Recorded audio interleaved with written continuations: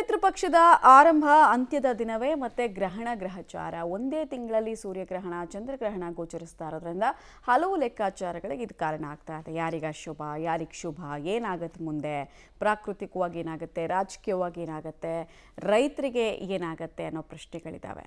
Details ನೋಡ್ಕೊಂಡು ಬರೋಣ. 14 ದಿನದ ಅಂತರದಲ್ಲೇ ಸೂರ್ಯ ಚಂದ್ರಗ್ರಹಣ.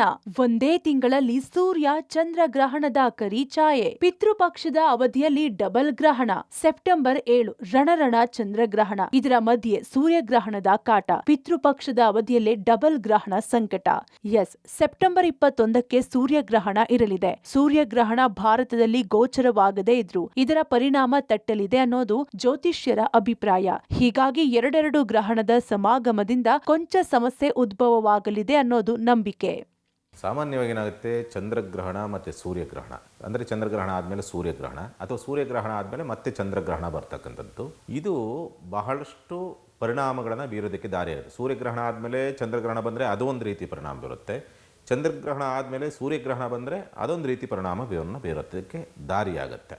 ಆದರೆ ಚಂದ್ರಗ್ರಹಣ ಅಂತಕ್ಕಂಥದ್ದು ದೀರ್ಘಾವಧಿ, ಪೂರ್ಣ ಪ್ರಮಾಣದಲ್ಲಿರ್ತಕ್ಕಂಥದ್ದು ಮತ್ತು ನಮ್ಮ ಬರದ ಖಂಡಕ್ಕೆ ಗೋಚಾರ ಆಗೋದ್ರಿಂದ ಹೆಚ್ಚಿನದಾದಂಥ ದುಷ್ಪರಿಣಾಮವನ್ನು ನೋಡೋದಕ್ಕೆ ದಾರಿಯಾಗುತ್ತೆ.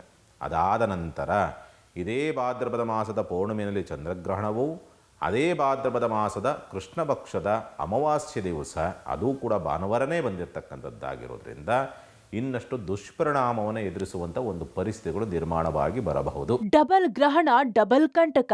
ಒಂದು ತಿಂಗಳ ಅವಧಿಯಲ್ಲಿ ಡಬಲ್ ಗ್ರಹಣ ಪಿತೃಪಕ್ಷದ ಸೆಪ್ಟೆಂಬರ್ 8ರಿಂದ 21ರವರೆಗೆ ಇರಲಿದೆ.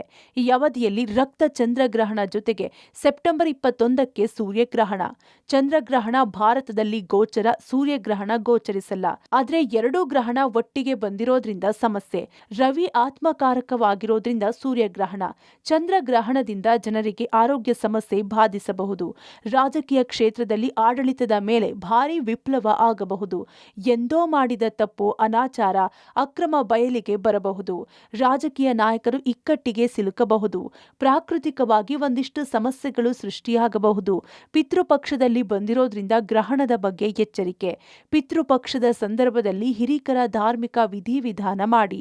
ಪಿತೃಪಕ್ಷದಲ್ಲಿ ಬಂದಿರತಕ್ಕಂಥದ್ದಾಗಿರೋದ್ರಿಂದ ಸಾವು ನೋವುಗಳು ಜಾಸ್ತಿ ಆಗಬಹುದು. ಅಥವಾ ಸಾಮಾನ್ಯವಾಗಿ ಯಾರು ಮೋಕ್ಷವನ್ನು ಹೊಂದಿರಲ್ವೋ ಅಥವಾ ಯಾವ ಆತ್ಮಕ್ಕೆ ಮೋಕ್ಷ ಸಿಕ್ಕಿರಲ್ವೋ ಅವು ವಿಜೃಂಭಿಸುವಂಥ ಸಾಧ್ಯತೆಗಳಿರುತ್ತೆ.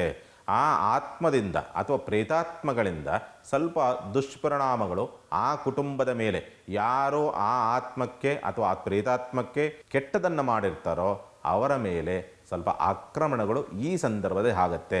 ಯಾಕಂದರೆ ಮಾನಸಿಕವಾದಂಥ ಸ್ಥಿಮಿತವಿಲ್ಲ ಅಂದಾಗ, ಗ್ರಹಗತಿಗಳ ಬಲ ಇಲ್ಲ ಅಂದಾಗ ದುಷ್ಪರಿಣಾಮಗಳು ಅಥವಾ ದುಷ್ಟಶಕ್ತಿಗಳು ಕಾಡಾಟ ಕೊಡುವಂಥದ್ದು ಜಾಸ್ತಿ ಇರ್ತದೆ.